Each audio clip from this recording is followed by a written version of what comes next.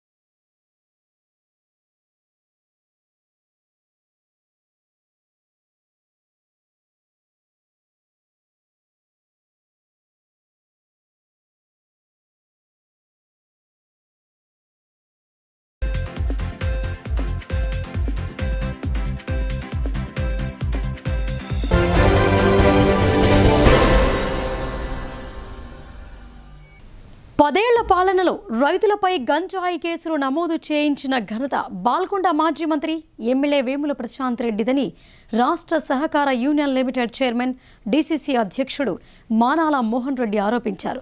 ప్రశాంత్ రెడ్డి ఉద్దేశపూర్వకంగానే కాంగ్రెస్ పార్టీని టార్గెట్ చేస్తూ లేనిపోని ఆరోపణలు చేస్తున్నారని ధ్వజమెత్తారు.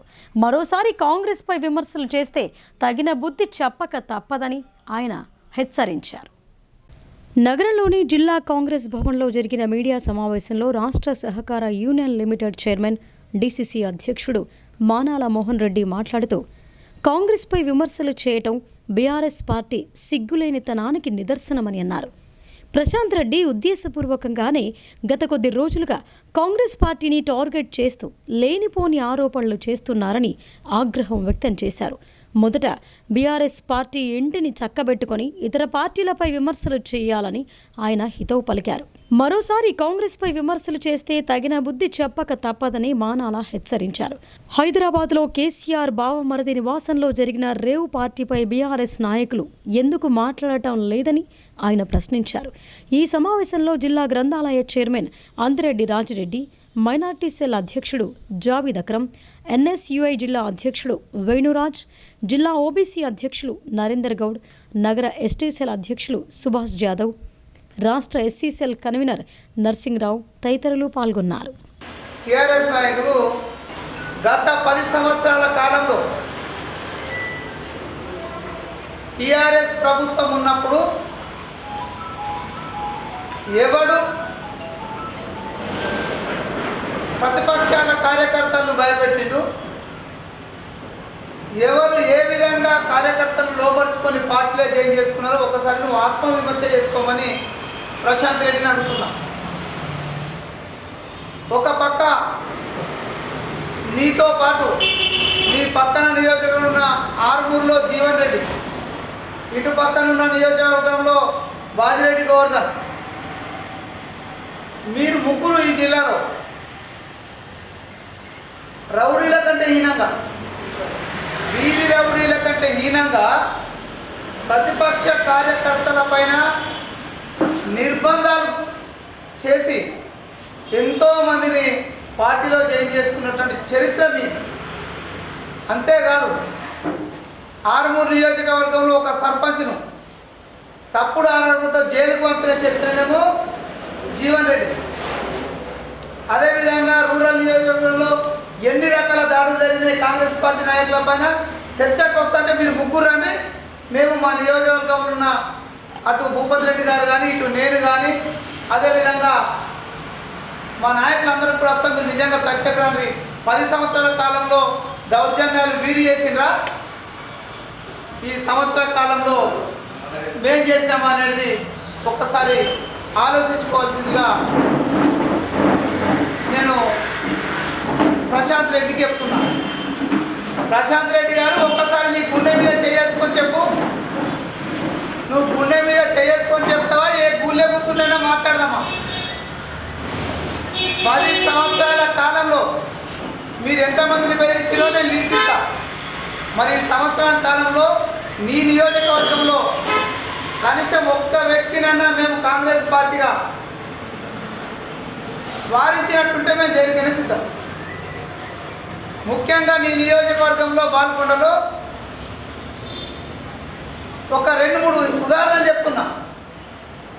మానాల గ్రామంలో దసరా రోజు పిల్లలు తోపులాడుకుంటే దాన్ని నువ్వు పార్టీలుగా మార్చి ఎస్సీ ఎస్టీ కేసు పెట్టినటువంటి గలీజు చరిత్ర నీది. అంతేకాదు పాలెంలో ఒక రైతు నువ్వు గ్రామానికి వెళ్ళినప్పుడు ప్రవీణ్ అనే రైతు మా గ్రామానికి పని కావాలని చెప్తే నీ దగ్గర ఉన్న చెంచాగాళ్ళతోటి పోలీస్ స్టేషన్ లేపించి పోలీసులు కాకుండా మీ కార్యకర్తలు కొట్టిపించిన చరిత్ర నీది. అంతేకాదు ముప్కాల్ గ్రామంలో ఒక రైతు నీ కార్యకర్త ఆ రోజు 2 కార్యకర్తల మధ్య లొల్లైతే ఒక రైతు పైన రైతు కొడుకు పైన గంజాయి కేసు పెట్టించినటువంటి చరిత్ర నీది.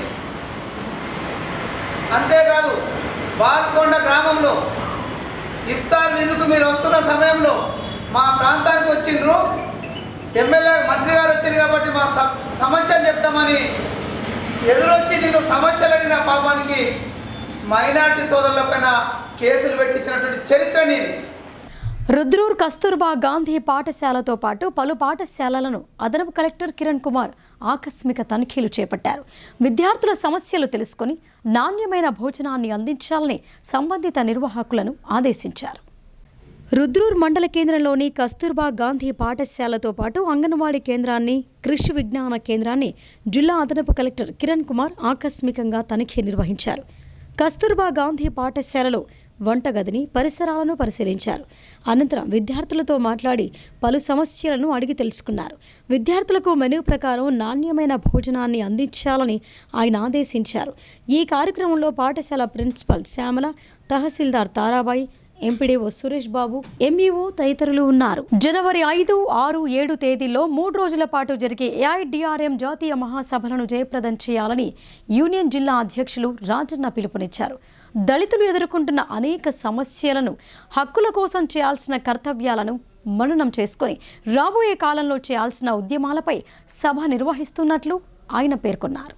నగరంలోని సిపిఐ జిల్లా కార్యాలయంలో ఏఐడిఆర్ఎం 2వ జాతీయ మహాసభల కరపత్రాలు సంఘం నాయకులు కమలాపురం రాజన్న, పి నరసింహరావు, ఎం నరేష్, ఎస్ శ్రీనివాస్, కుషాల్ ఆవిష్కరించారు. ఈ సందర్భంగా యూనియన్ జిల్లా అధ్యక్షులు కమలాపురం రాజన్న మాట్లాడుతూ ఏఐడిఆర్ఎం అఖిల భారత దళిత హక్కుల ఉద్యమం యొక్క 2వ జాతీయ మహాసభలు హైదరాబాద్లో జనవరి 5, 6, 7 తేదీలలో 2 జాతీయ మహాసభలు నిర్వహిస్తున్నామని అన్నారు.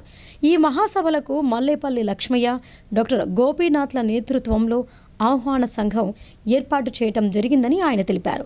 ఈ మహాసభలలో దళితులు ఎదుర్కొంటున్న అనేక సమస్యలను మరియు హక్కుల కోసం చేయాల్సిన కర్తవ్యాలను మననం చేసుకుని జాతీయ మహాసభల లక్ష్యం ఏర్పాటు చేసుకుని ముందుకు సాగుతోందని ఆయన పేర్కొన్నారు. ఇట్టి మహాసభలకు ప్రజలు పెద్ద ఎత్తున కదలి జయప్రదం చేయాలని ఆయన విజ్ఞప్తి చేశారు. 6-7 నాడు హైదరాబాద్ నగరం లోపల తెలంగాణలో ఏఐడిఆర్ఎం మహాసభలు జరుగుతున్నాయి. All India Dalit rights movement మహాసభలు జరుగుతున్నాయి. అంటే దళిత హక్కుల సంఘం యొక్క మహాసభలు జరుగుతున్నాయి. దాన్ని మన డిఎస్పిఎస్ తెలంగాణ డిఎస్పిఎస్ నిర్వహిస్తున్నది, కోఆపరేట్ చేస్తున్నది. ముఖ్యంగా 75 సంవత్సరాలు మనకు స్వతంత్రం వచ్చినప్పటికీ కూడా ఇప్పటికి కూడా అంటరానితనం పోలేదు, దళితులంటే వివక్ష పోలేదు. అనేక చోట్ల దళితుల మీద దాడులు, అన్యాయాలు, చిత్రహింసలు, భూ కబ్జాలు ఎన్నో చేస్తూ ఉన్నారు. ఈ అన్నిటినీ దళిత హక్కుల సంఘం కానీ మన ఆల్ ఇండియా మూమెంట్ రైట్స్ కానీ ఇవన్నిటికి వ్యతిరేకంగా ప్రజల్ని కూడగట్టి పెద్ద ఎత్తున మన పోరాటం చేయడానికి సన్నద్ధమవుతుంది. దాంట్లో భాగంగానే దేశంలోని 2వ మహాసభ జరుగుతున్నది.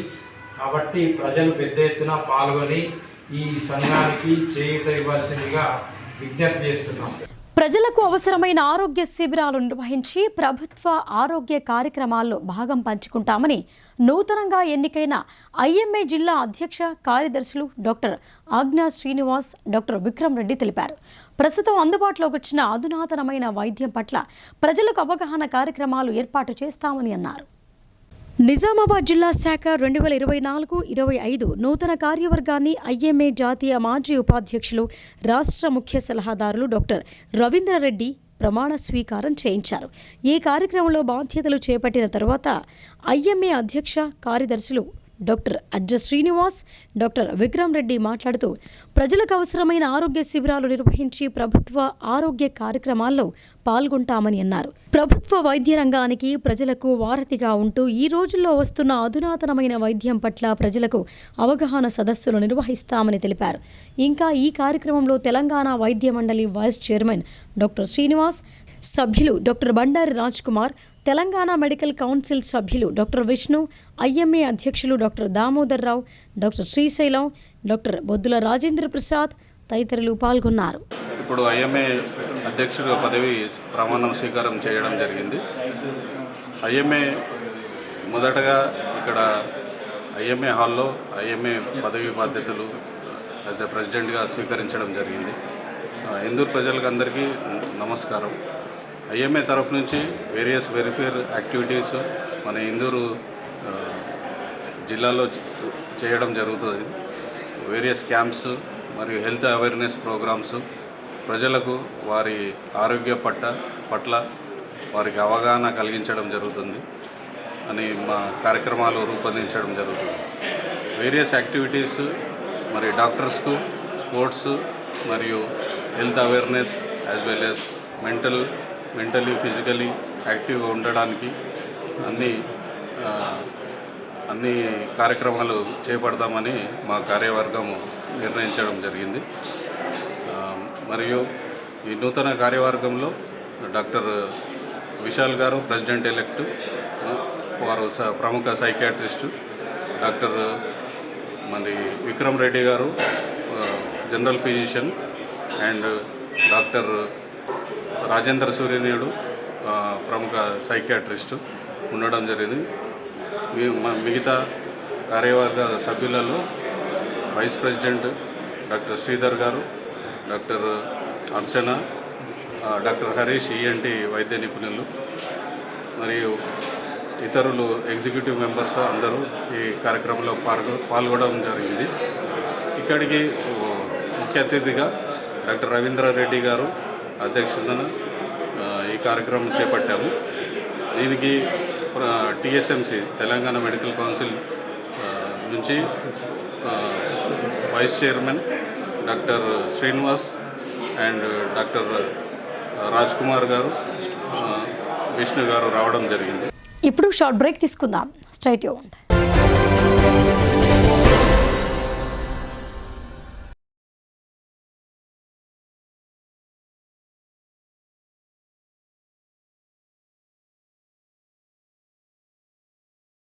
తెలంగాణలో మొట్టమొదటిసారిగా అధునాతన పద్ధతిలో నరాల, మానసిక, sex, alcohol, fits treatment, AC intensive care unit ఇప్పుడు మన నిజామాబాద్ లో doctor B Keshavulu MD psychiatry, Osmania గారి ఆధ్వర్యంలో అన్ని సదుపాయాలు గల అత్యాధునిక అతిపెద్ద హాస్పిటల్ ప్రారంభించబడ్డది. గమనిక, ఆధునిక ఏసీ వార్డు, అత్యంత విశాలమైన భవనం, అన్ని నరాల మానసిక సమస్యలకు మరియు ఆల్కహాల్ ను మాన్పించుటకు అడ్మిషన్స్ సౌకర్యం గల తెలంగాణలోనే అతిపెద్ద hospital doctor Keshavulu hospital, bus stand ఎదురుగా లైన్, ఖలీల్వాడి.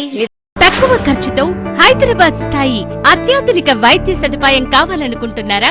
అయితే సంప్రదించండి బండారి గ్రూప్, విజయలక్ష్మి హాస్పిటల్, ఖలీల్వాడి, నిజామాబాద్. గర్భం దాల్చకపోవడం, గర్భం నిలవకపోవడం, గర్భాశయం ద్వారం మూసుకుపోవడం, గర్భాశయం నందు గోడలు, అండాశయంలో నీటి బుడగలు మొదలగు వ్యాధులకు డాక్టర్ డాక్టర్ బండారి సుజాత ఎండి డీజీఓ గారు లాప్రోస్కోపీ ద్వారా ప్రత్యేక చికిత్స చేయబడును.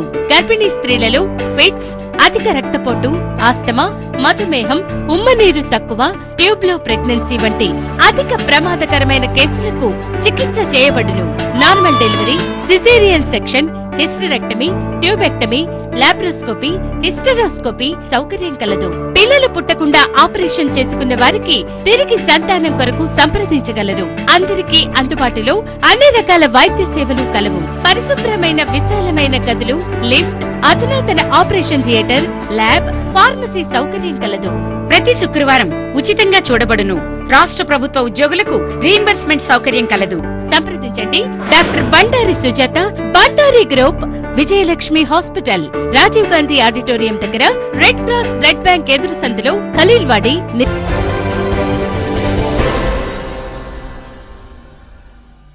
Welcome back.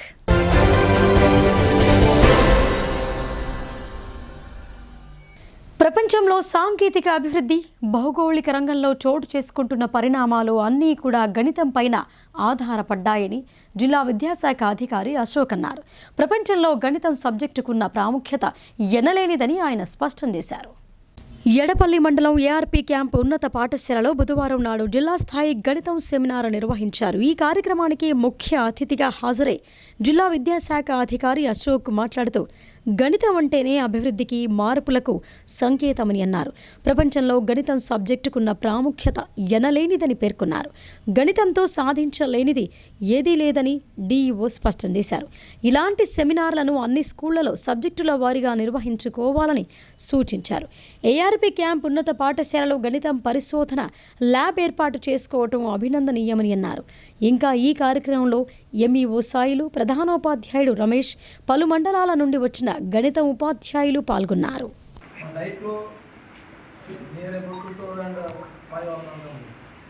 దాదాపుగా 100 మంది ట్రైనీస్, 100 మంది ట్రైనీస్ తెలుగు మీడియంలో అడ్మిట్ అవుతుంది. ఆ 100 మందిలో మోర్ దాన్ 80% ఎంపీసీ బ్యాక్గ్రౌండ్ నుండే వస్తుంది. దాదాపుగా 2 లక్షల మంది స్టూడెంట్స్ రైట్ సైడ్ రాస్తున్నప్పుడు చాలా డిమాండ్ ఉంటుండే, ఇప్పుడు తగ్గింది. కానీ దాదాపుగా 2 లక్షల మంది డిమాండ్ ఉంటే మంచి టాప్ ర్యాంకర్స్ ఉన్న వాళ్ళు రైట్ లోపల, గవర్నమెంట్ రైట్ లోపల టాప్ ర్యాంకర్స్ ఉన్న వాళ్ళు రైట్ లోపల 6 అడ్మిషన్స్ వస్తున్నాయి. అటువంటి మ్యాథమెటిక్స్ బ్యాక్గ్రౌండ్ ఉన్నటువంటి టీచర్స్, ట్రైనింగ్ టీచర్స్ రైట్లో ఉన్నారు.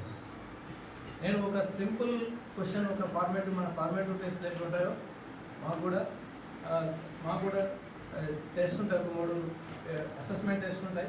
ఒక అసెస్మెంట్ టెస్ట్లో కూడా చిన్న క్వశ్చన్ ఇచ్చినాను. క్వశ్చన్ ఏమి ఇచ్చినానంటే, ఒక దర్జీ దగ్గర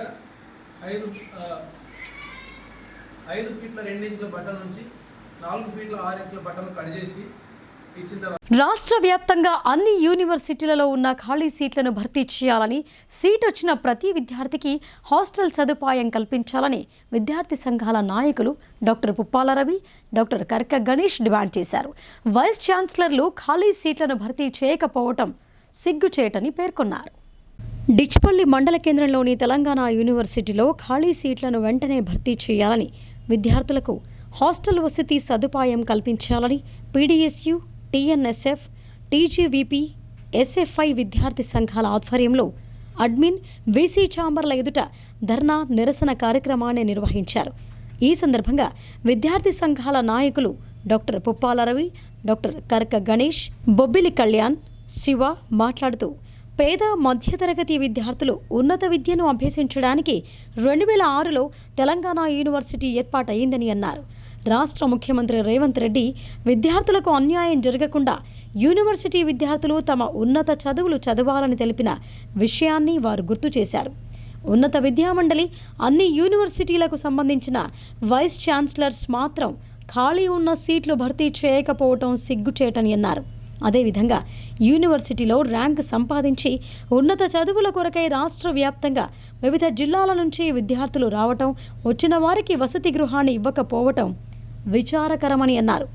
వెంటనే రాష్ట్ర వ్యాప్తంగా ఉన్న అన్ని యూనివర్సిటీలలో ఖాళీ ఉన్న సీట్లను భర్తీ చేయాలని, సీట్లు వచ్చిన ప్రతి విద్యార్థికి హాస్టల్ సదుపాయం కల్పించాలని డిమాండ్ చేశారు.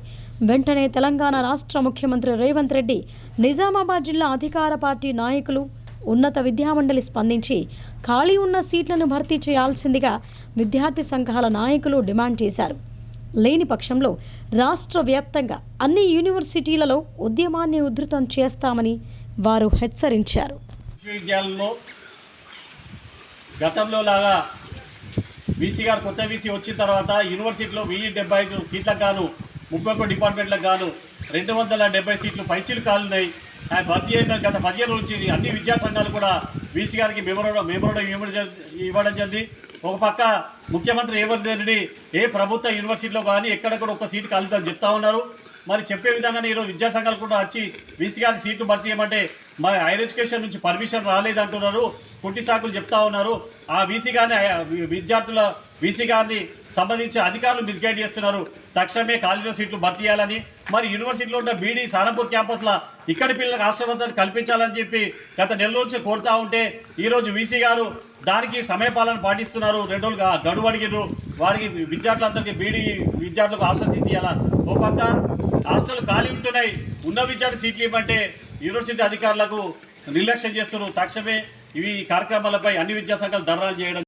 వ్యవసాయ కార్మికులను విస్మరిస్తే ప్రభుత్వానికి తగిన గుణపాఠం చెబుతామని ఏఐపీకేఎంఎస్ రాష్ట్ర ప్రధాన కార్యదర్శి పి రామకృష్ణ హెచ్చరించారు. 12,000 జీవన భృతి సాధన కోసం పోరాడుదామని పిలుపునిచ్చారు. వ్యవసాయ కార్మికులకు కాంగ్రెస్ ఇచ్చిన మాట నిలుపుకోవాలని అన్నారు. సిరికొండ మండల కేంద్రంలో అఖిల భారత ప్రగతిశీల వ్యవసాయ కార్మిక సంఘం ఆధ్వర్యంలో వ్యవసాయ కూలీలకు 12,000 జీవన భృతి అమలు కోసం ర్యాలీ నిర్వహించి తహసీల్దార్ కార్యాలయం ముందు ధర్నా నిర్వహించారు. అనంతరం తహసీల్దార్కు డిమాండ్స్తో కూడిన వినతి పత్రాన్ని సమర్పించారు. ఈ సందర్భంగా అఖిల భారత ప్రగతిశీల వ్యవసాయ కార్మిక సంఘం రాష్ట్ర ప్రధాన కార్యదర్శి పి రామకృష్ణ మాట్లాడుతూ దేశంలో 50% పైగా వ్యవసాయ కూలీలు ఉన్నారని, తెలంగాణ రాష్ట్రంలో 55% పైగా వ్యవసాయ కార్మికులు ఉన్నారని, వీరికి ఏడాది పొడవునా వ్యవసాయంలో పని దొరకటం లేదని అన్నారు.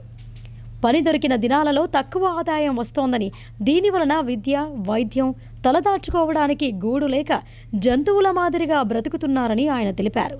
ధనిక రాష్ట్రం, నెంబర్ 1 రాష్ట్రం అన్న కేసీఆర్ తన పాలనలో వ్యవసాయ కూలీలకు చేసింది శూన్యమని పేర్కొన్నారు. దేశవ్యాప్తంగా 14 కోట్ల వ్యవసాయ కూలీలకు కేంద్రంలోని నరేంద్ర మోడీ పాలనలో వ్యవసాయ కూలీలకు చేసింది ఏమీ లేదని అన్నారు. సమస్యలు పరిష్కరించిన ఎడల ఆందోళనలు ఉధృతం చేస్తామని ఆయన హెచ్చరించారు. అయ్యా రేవంత్ రెడ్డి గారు, మీకు చెప్పదలుచుకున్నాం, అందరికన్నా ఎక్కువ ఎలాంటి ఆస్తులు లేక రెక్కలు అమ్ముకొని బతికేటోళ్ళం, రెక్కల మీద ఆధారపడేటోళ్ళం. మాకు మీ ప్రభుత్వం ఆదుకోవాలని, ఆదుకుంటుందని నమ్మి ఓట్లేస్తే 100 రోజులు కాదు 300 రోజులు అవుతుంది. మమ్మల్ని ఎప్పుడు ఆదుకుంటావయ్యా అని ఈ రోజు మేము 300 రోజుల తర్వాత మేము తహసీల్దార్ ఆఫీస్ కు దరఖాస్తులతో ముందుకు వచ్చినామనే విషయాన్ని తెలియజేస్తున్నాం. ఈ మండలంలో తక్కువగా సుమారు 10,000 మంది వ్యవసాయ కూలీలు ఉన్నారు. ఈ 10,000 మందిని ఆదుకోవటం ప్రభుత్వానికి పెద్ద విషయం కాదు. దగ్గర 3 లక్షల కోట్ల బడ్జెట్, తెలంగాణ బడ్జెట్ 2,91,000 కోట్లు. తెలంగాణ బడ్జెట్ మాకు 1,000 రూపాయల కడిగిస్తే సంవత్సరానికి 12,000 రూపాయలు ఇస్తే నీ సొమ్మెవన పోతా. కొంతమందికి లక్షల కోట్ల రూపాయలు మాఫీలు చేస్తున్నావు. పెద్ద కార్పొరేట్ సంస్థలకు, పెద్ద కంపెనీలకు 1,000 కోట్ల రూపాయలు మాఫీలు చేస్తున్నారు. మా రెక్కలు అమ్ముకొని రెక్కల మీద ఆధారపడేటటువంటి వ్యవసాయ కూలీలను ఆదుకోవాల్సినటువంటి బాధ్యత ఉందని మాట ఇచ్చినావు, మాట తప్పుతున్నావు. 300 రోజుల తర్వాత మేము అడుగుతున్నాం. మేము చెప్పదలుచుకున్నాం, 9వ తారీఖు నుంచి, వచ్చే నెల 9వ తారీఖు నుంచి అసెంబ్లీ పెడుతున్నావు. సోనియా గాంధీ పుట్టినరోజు సందర్భంగా అసెంబ్లీ పెడుతున్నావు. ఈ అసెంబ్లీలో మా గురించి నువ్వు మాట్లాడాలి. ఈ అసెంబ్లీలో మా జీవన వృత్తి గురించి నువ్వు మాట్లాడాలా. ఈ అసెంబ్లీలో మా జీవన వృత్తి శాంక్షన్ చేస్తున్నట్టుగా, అందరికి ఇవ్వమని ఆదేశాలు ఇచ్చినట్టుగా నువ్వు మాట్లాడాలని చెప్పి వ్యవసాయ కార్మిక సంఘంగా రాష్ట్ర వ్యాప్తంగా కూలీల దగ్గరికి వెళ్లి ప్రచారం చేసి మనందరూ దరఖాస్తులు చేసేటటువంటి కార్యక్రమాన్ని చేసుకోవడం జరిగింది. ఈ దరఖాస్తులను పుట్ట దాఖలు చేయకుండా ఎంఆర్ఓ గారిని మేము అడుగుతున్నాం, మనవి చేస్తున్నాం. ఆదర్శ పాఠశాలలో సమగ్ర కుటుంబ సర్వేకు సంబంధించి ఆన్లైన్ నమోదు ప్రక్రియ గత 3 రోజుల నుంచి ప్రారంభించినట్లు ఎంపీడీఓ వెంకటేష్ జాదవ్ తెలిపారు. మండలంలోని 17 గ్రామాలలో 12,447 కుటుంబాల సర్వే నిర్వహించామని ఆయన వివరించారు. రెంజల్ మండలంలోని ఆదర్శ పాఠశాలలో సమగ్ర కుటుంబ సర్వేకు సంబంధించి ఆన్లైన్ నమోదు ప్రక్రియ గత 3 రోజుల నుంచి ప్రారంభించినట్లు ఎంపీడీఓ వెంకటేష్ జాదవ్ వెల్లడించారు. ఈ సందర్భంగా ఎంపీడీఓ వెంకటేష్ జాదవ్ మాట్లాడుతూ ప్రభుత్వ జిల్లా కలెక్టర్ ఆదేశాల మేరకు మండలంలోని 17 గ్రామాలలో 12,447 కుటుంబాల సర్వే నిర్వహించడం జరిగిందని అన్నారు. గత 3 రోజులుగా ఆదర్శ పాఠశాలలో 85 మంది ఎలిమినేటర్లకు విభజించడం జరిగిందని అన్నారు. 22 కంప్యూటర్ సిస్టమ్స్ ఉన్నాయని అన్నారు. వాటిని 45 మంది కంప్యూటర్ ఆపరేటర్ల ద్వారా డాటా ఎంట్రీ చేయటం జరుగుతోందని అన్నారు. ఇప్పటి వరకు 27% డాటా ఎంట్రీని చేయటం జరిగిందని అన్నారు. మండలంలో కంప్యూటర్ ఆపరేటర్లు ఇంకా ఉంటే వారి సేవలను ఉపయోగించుకోవటం జరుగుతోందని అన్నారు. 4-5 రోజుల్లో పూర్తి డేటాను ఆన్లైన్లో ఎంట్రీ చేయటం జరుగుతోందని ఆయన చెప్పారు. ఈ కార్యక్రమంలో సూపరింటెండెంట్ శ్రీనివాస్, ప్రభుత్వ ఆదేశాల ప్రకారం జిల్లా కలెక్టర్ గారి ఆదేశాల ప్రకారం సోషియో ఎకనామిక్ సర్వే అనేది మన రేంజల్ మండలంలో చేయడం జరుగుతూ ఉంది. సో మా యొక్క 17 గ్రామ పంచాయతీల్లో 85 ఎన్యూమరేటర్ బ్లాక్లుగా విభజించడం జరిగింది. సో అందులో 45 మంది ఆపరేటర్లను కూడా నియమించడం జరిగింది. సో 85 మంది ఎన్యూమరేటర్ బ్లాక్లకు 85 మందిని ఎన్యూమరేటర్స్ కూడా నియమించడం జరిగింది. దాదాపు ఇప్పటి వరకు 12,447 కుటుంబాల యొక్క సర్వే నిర్వహించడం జరిగింది నిన్నటి వరకు. సో ఇందులో డాటా ఎంట్రీ కూడా 3-4 డేస్ నుంచి స్టార్ట్ చేయడం జరిగింది. ఇప్పటివరకు డాటా ఎంట్రీ 2,298 మందిని డాటా ఎంట్రీ అంటే ఒక 27% వరకు ఈరోజు మార్నింగ్ వరకు చేయడం జరిగింది. మిగతాది కూడా ఇంకా 5-6 రోజులలో కంప్లీట్ చేయడానికి సన్నాహాలు చేస్తున్నాం. మొత్తం ఇక్కడ 22 సిస్టమ్స్ పనిచేస్తూ ఉన్నాయి. 22 సిస్టమ్స్లలో దాదాపు 45 మంది కంప్యూటర్ ఆపరేటర్లు కూడా నియమించడం జరిగింది. సో అతి తొందరగా చేయాలని చెప్పి ఇంకా కూడా మేము ఆపరేటర్లను తీసుకుంటున్నాం. ఎవరైనా వస్తే ఇంత డాటా ఆపరేటింగ్ సిస్టమ్ కానీ వస్తే మేము వాళ్ళ పేరు మీద ఐడి తీసుకొని వాళ్ళకు కూడా ఈ యొక్క డాటా ఎంట్రీ చేయడానికి పురమాయిస్తాం. సో నారాయణపేట జిల్లా మాగనూర్ స్కూల్లో ఫుడ్ పాయిజన్పై హైకోర్టు సీరియస్ అయింది. అధికారులకు పిల్లలు లేరా అంటూ ప్రశ్నించింది. వారం వ్యవధిలో 3 సార్లు భోజనం వికటిస్తే అధికారులు నిద్రపోతున్నారా అంటూ నిలదీసింది. నారాయణపేట జిల్లా మాగనూర్ జిల్లా పరిషత్ ఉన్నత పాఠశాలలో మధ్యాహ్న భోజనం వికటించడంపై తెలంగాణ హైకోర్టు తీవ్ర ఆగ్రహం వ్యక్తం చేసింది. వారం వ్యవధిలో 3 సార్లు భోజనం వికటిస్తే అధికారులు నిద్రపోతున్నారా అంటూ high court CJ justice Alok Aradhe అసహనం వ్యక్తం చేశారు. ఇది చాలా సీరియస్ అంశమని సీజే ధర్మాసనం అభిప్రాయపడింది. కాగా ఫుడ్ పాయిజన్పై సీనియర్ న్యాయవాది చిక్కుడు ప్రభాకర్ దాఖలు చేసిన ప్రజా ప్రయోజన వ్యాజ్యంపై హైకోర్టులో బుధవారం విచారణ జరిగింది. ఫుడ్ పాయిజన్తో విద్యార్థులు చనిపోతే కానీ స్పందించారా అంటూ హైకోర్టు సీజే ధర్మాసనం ప్రభుత్వం తరపు న్యాయవాదిని ప్రశ్నించింది. అధికారుల నిర్లక్ష్యానికి ఇది నిదర్శనమని మండిపడింది. రాష్ట్ర ప్రభుత్వం కూడా ఈ అంశాన్ని సీరియస్గా తీసుకోవటం లేదని హైకోర్టు అభిప్రాయం వ్యక్తం చేసింది. ఈ సంఘటనపై వారంలోగా కౌంటర్ దాఖలు చేస్తామన్న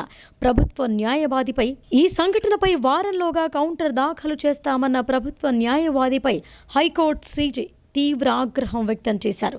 జిల్లా కేంద్రంలో ఉండే అధికారిని సంప్రదించే వివరాలు సేకరించడానికి వారం వ్యవధి ఎందుకని సీజే ప్రశ్నించారు. హైకోర్టు ఆదేశాలిస్తేనే అధికారులు పనిచేస్తారా అంటూ ఆగ్రహించారు. నాన్ బెయిలబుల్ వారెంట్ జారీ చేస్తే 5 నిమిషాల్లో అధికారులు హాజరవుతారని చురకలంటించారు. అధికారులకు కూడా పిల్లలున్నారు కదా అని ఈ సందర్భంగా హైకోర్టు ధర్మాసనం గుర్తు చేసింది.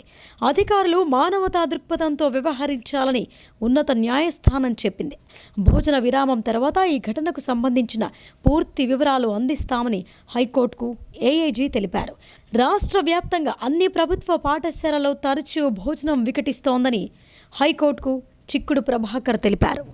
రాష్ట్ర ప్రభుత్వం వికలాంగుల సమస్యలను వెంటనే పరిష్కరించాలని ఎన్పీఆర్డీ జిల్లా ప్రధాన కార్యదర్శి ఏషాల గంగాధర్ డిమాండ్ చేశారు. రాష్ట్ర ప్రభుత్వం ఇచ్చిన హామీ మేరకు వికలాంగులకు పెన్షన్లను పెంచి ఇవ్వాలని ఆయన డిమాండ్ చేశారు.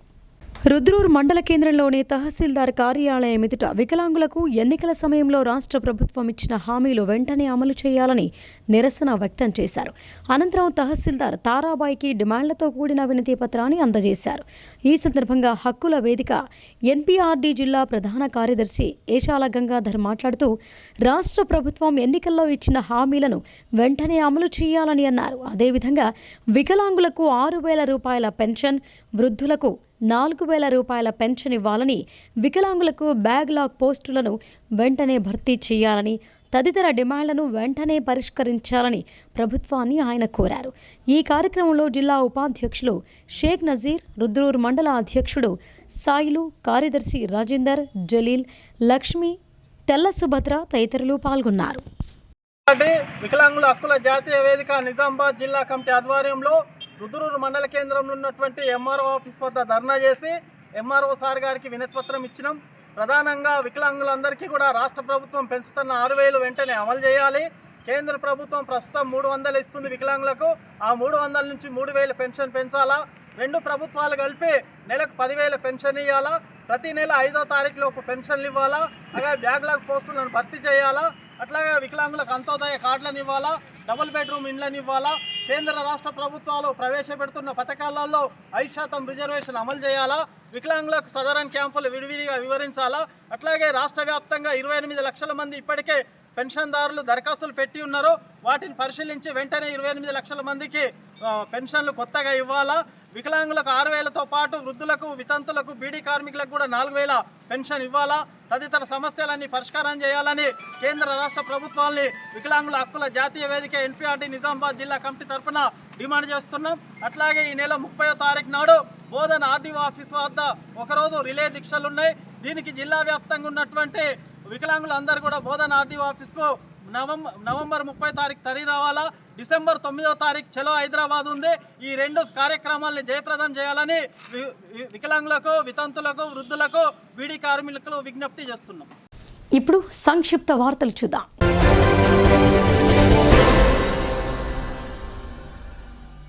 కరీంనగర్ జిల్లా రామడుగు మండల కాంగ్రెస్ పార్టీ అధ్యక్షులుగా వన్నారం గ్రామానికి చెందిన జవ్వాజీ హరీష్ని నియమిస్తున్నట్లు జిల్లా కాంగ్రెస్ అధ్యక్షులు కవ్వంపల్లి సత్యనారాయణ తెలిపారు. ఈ సందర్భంగా హరీష్ మాట్లాడుతూ తన నియామకానికి సహకరించిన జిల్లా మంత్రి పొన్నం ప్రభాకర్, చొప్పదండి శాసనసభ్యులు మేడిపల్లి సత్యంలకు కృతజ్ఞతలు తెలిపారు. రాబో రోజుల్లో మండలంలో పార్టీ పటిష్టతకు అందరినీ కలుపుకుంటూ కార్యక్రమాలు చేపడతామని, స్థానిక సంస్థల ఎన్నికల్లో పార్టీ అభ్యర్థుల గెలిపే లక్ష్యంగా పనిచేస్తామని అన్నారు.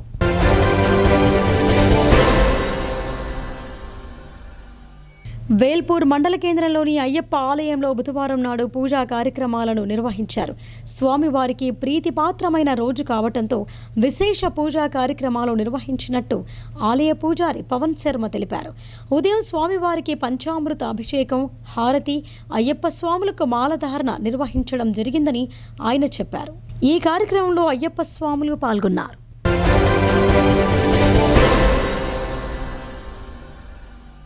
కోటగిరి మాజీ జెడ్పీటీసీ శివరాజ్ దేశాయ్, ఆయన కుమారుడు బుధవారం రోడ్డు ప్రమాదంలో మృతి చెందారు. కుటుంబ సభ్యులతో కారులో వెళుతుండగా సంగారెడ్డి జిల్లా జోగిపేట వద్ద ప్రమాదం జరిగింది. ఈ ప్రమాదంలో ఆయనతో పాటు కొడుకు రాజు దేశాయ్ కూడా మృతి చెందాడు. అలాగే భార్య, కోడలికి కూడా గాయాలయ్యాయి. బస్వాపూర్ గ్రామానికి చెందిన శివరాజ్ దేశాయ్ కోటగిరి రాజకీయాల్లో తనదైన ముద్ర వేశారు. ఆయన మృతితో గ్రామంలో విషాద ఛాయలు అలుముకున్నాయి.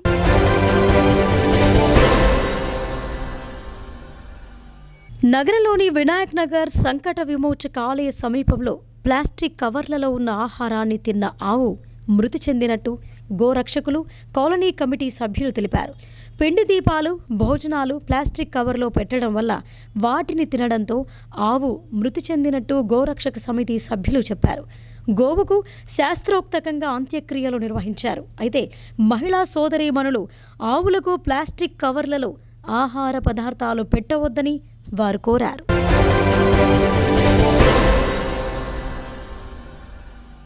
తెలంగాణ బీజేపీ రాష్ట్ర అధ్యక్షులు, కేంద్ర మంత్రి కిషన్ రెడ్డి నేతృత్వంలో ప్రజాప్రతినిధుల బృందం బుధవారం నాడు ప్రధానమంత్రి నరేంద్ర మోదీని కలవటం జరిగింది. ఈ సందర్భంగా అర్బన్ ఎమ్మెల్యే ధన్పాల్ సూర్యనారాయణ ప్రధానమంత్రి నరేంద్ర మోదీని శాలువాతో సత్కరించడం జరిగింది. సమావేశంలో కీలకంగా రాష్ట్రంలో ప్రజా సమస్యలు, తెలంగాణలో పార్టీ భవిష్యత్తు, రాబోయే స్థానిక ఎన్నికల గురించి చర్చించడం జరిగిందని ధన్పాల్ చెప్పారు. భవిష్యత్తు కార్యాచరణపై ఎమ్మెల్యేలకు, ఎంపీలకు దిశానిర్దేశం చేసినట్లు తెలిపారు.